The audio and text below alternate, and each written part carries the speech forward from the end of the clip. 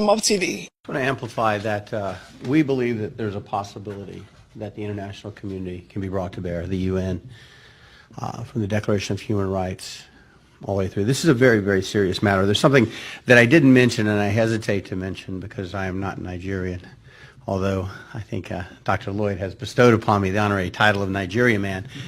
And we had a conversation. It wasn't heated, but he acted like he was going to revoke my Nigeria Man credentials, causing my 13-year-old son, who was in the car with me, to be very distraught. He said, "Dad, you have to stay a Nigeria Man." But talking about children, when I was a little boy, when I was 7 years old, growing up in the middle of nowhere, Florida, in a swamp, closest town was 30 miles away.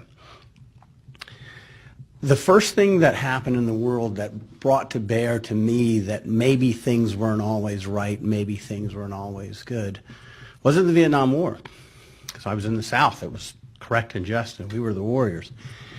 It was the Biafra War. And I remember very distinctly thinking, this just isn't right. This isn't right.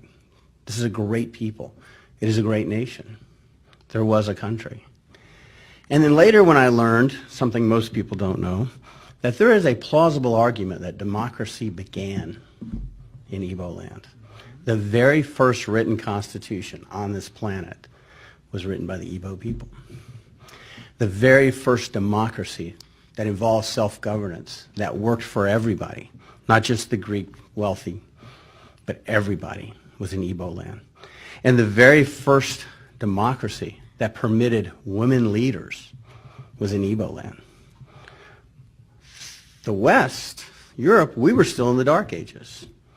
And yet the Igbo had figured out a way to have a just and meaningful government and a just and meaningful society and due process and fairness. And to this day, you see a great many Igbo leaders that are women.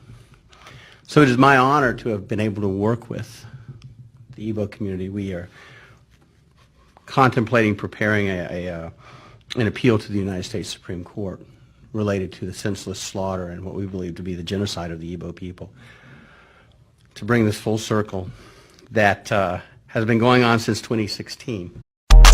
Mob TV. I want to amplify that we believe that there's a possibility that the international community can be brought to bear, the UN, from the Declaration of Human Rights